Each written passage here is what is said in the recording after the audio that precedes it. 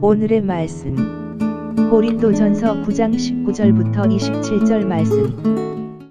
하나님 아버지, 금요일 아침 이 시간에도 주의 은혜를 한 마음으로 주님 앞에 나오게 하시니 감사합니다.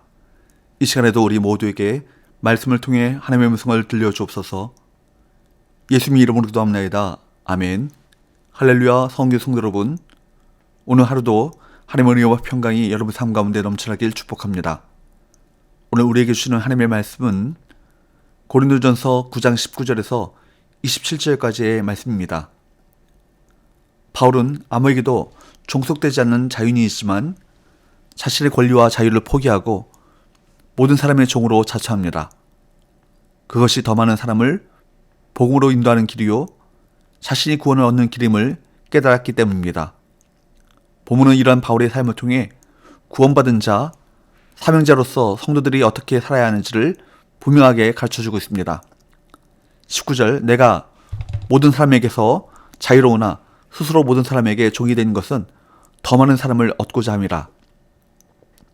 바울은 예수 그리스도를 주로 고백하고 믿음으로써 누구에게도 또한 어느 것에도 매이지 않은 자유인이 되었다고 고백합니다. 그러나 자유 자체가 결코 바울의 삶의 목적은 아니었습니다. 바울은 자신의 이익을 위해 자유를 사용하지 않고 오히려 복음을 위해 포기하고 스스로 종이 되었습니다. 그렇게 바울이 자발적으로 낮아진 이유는 무엇이었을까요? 빌립보서 2장 5절에서 8절 말씀과 같이 낮아지심으로 궁극적으로 하나님의 뜻을 이루신 예수님처럼 예수 그리스도를 닮아가려 했기 때문입니다. 그리스도 안에서 우리는 자유인이죠. 하지만 그 자유로 자신의 탐욕을 채워서는 안 될 것입니다. 오직 자발적으로 섬기는 종이 되기 위해 자유를 선용해야 할 것입니다.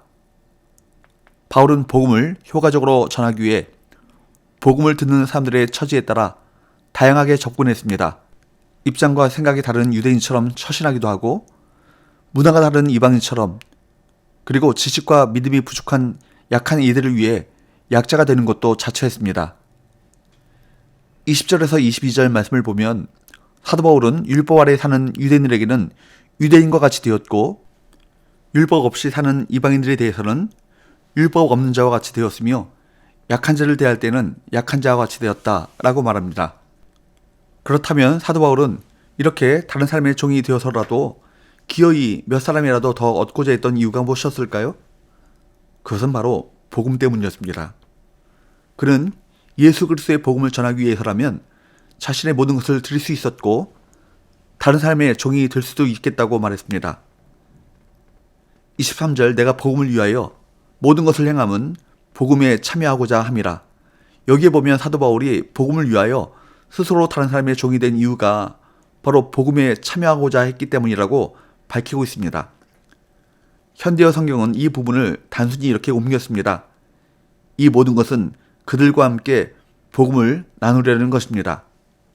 그렇습니다. 사도 바울은 복음 때문에, 그 복음이 세상을 살리는 길이기 때문에 그 복음을 나누기 위해 그는 스스로 종이 되었다는 것입니다.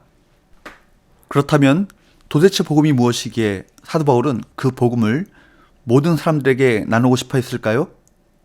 복음, 그것은 한마디로 예수 그리스도십니다.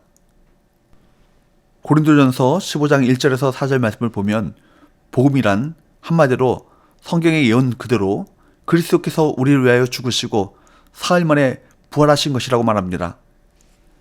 예수 그리스도의 죽으심과 부활이 고린도 교회 성도들에게, 그리고 이 땅에 사는 모든 사람들에게 복음이라는 것입니다.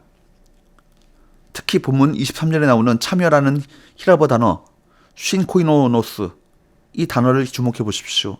이 단어는 쉰, 함께라는 이 단어와 코이노노스, 공유하다라는 단어의 합성으로 누구누구와 함께 공유하다라는 의미입니다. 말하자면 사도 바울은 다른 사람들과 함께 복음을 공유하는 자가 되고 싶었다는 것입니다. 자신이 소유한 이 복음을 다른 사람들에게도 나눠주어 다른 사람과 같이 이 복음을 공유하고 그 기쁨을 나누고 싶었다는 말입니다. 혹시 여러분은 복음을 다른 사람에게 나눠주고 있습니까? 아니면 나누기를 주저하고 있지는 않습니까? 내가 이 복음을 나누지 못하고 있을 그때 내 주위에 어떤 사람이 복음을 모르고 죽어 지옥 가고 있다는 사실을 우리는 기억해야 할 것입니다. 하나님께서는 지금도 우리를 통해, 교회를 통해 영혼을 구원하고 계십니다. 어떤 경우에는 내가 복음을 전하지 아니하면 지옥 갈 수밖에 없는 사람이 내 주위에 있습니다. 내가 어떤 사람에게는 복음을 전할 수 있는 유일한 사람이라는 것을 알아야 합니다. 여러분, 복음을 전하는 것은 주님이 사랑하시는 한 생명, 한 영혼을 살리는 일입니다. 가장 값진 일이기 때문에 사도 바울은 자신의 권리를 포기하고 심지어 자신이 모든 사람의 종이 되더라도 이 일을 하려고 했습니다. 사도 바울의 흔들리지 않는 삶의 목표, 삶의 비전이 바로 생명을 구원하는 일이었기 때문입니다. 그래서 바울은 자신의 삶은 운동장에서 상을 얻기 위해 최선을 다해 달리기 경주라는 것 같다라고 고백합니다. 24절 25절 운동장에서 다름질하는 자들이 다 달릴지라도 오직 상을 받는 사람은 한 사람인 줄을 너희가 알지 못하느냐. 너희도 상을 받도록 이와 같이 다름질하라. 이기기를 다투는 자마다 모든 일에 절제하나니 그들은 썩을 승리자의 관을 얻고자 하되 우리는 썩지 아니할 것을 얻고자 하노라. 여기서 한 가지 중요한 것은 참가하는 것 그 자체만 가지고는 상을 보장받을 수 없다는 사실입니다. 우리는 상을 받기 위해 모든 일에 절제해야 합니다. 마치 운동선수가 아무리 힘든 훈련이라도 끝까지 마치고 경주에 방해가 되는 것을 단호하게 버리듯이 우리는 최선으로 절제해야 합니다. 그러면 훗날 우리는 승리자의 그 월계관을 쓰게 될 것입니다. 바울은 자신의 모습을 경주자와 격투기 선수에 빗댑니다. 26절 그러므로 나는 다름질하기를 향방 없는 것 같이 아니하고 싸우기를 허공을 치는 것 같이 아니하며 경주자는 결승 지점을 향해 달려갑니다. 또 격투기 선수는 상대방의 움직임을 포착하고 정확히 공격합니다. 운동 선수들은 몸과 마음을 승리라고 하는 오직 하나의 목표에 집중시킵니다. 바울은 자기 몸을 쳐서 복종시킨다 라고 말합니다. 27절 내가 내 몸을 쳐 복종하게 함은 내가 남에게 전파한 후에 자신이 도리어 버림을 당할까 두려워함이로다. 무엇을 위해 사역할 것인지 목표를 명확하게 하고 내가 싸울 대적은 바로 나 자신이라는 사실을 명확히 해야 한다는 것입니다. 특히 바울은 복음 사역이 자신과의 싸움이라는 사실을 너무나 잘 알았습니다. 또 복음을 전파하여 교회를 세우는 사역을 감당한 후에라도 그것을 통해 자기 영광을 얻게 되고 결국 주님께 영광을 돌리지 않을 수도 있음을 이미 알고 있었습니다. 그렇기에 바울은 자기 자신을 믿지 않았고 자신을 쳐서 복종시키지 않으면 하나님으로부터 버림받을 수 있다는 경각심을 숨기지 않았습니다. 자신의 것을 포기하고 다른 사람을 배려하는 삶이 쉽지 않습니다.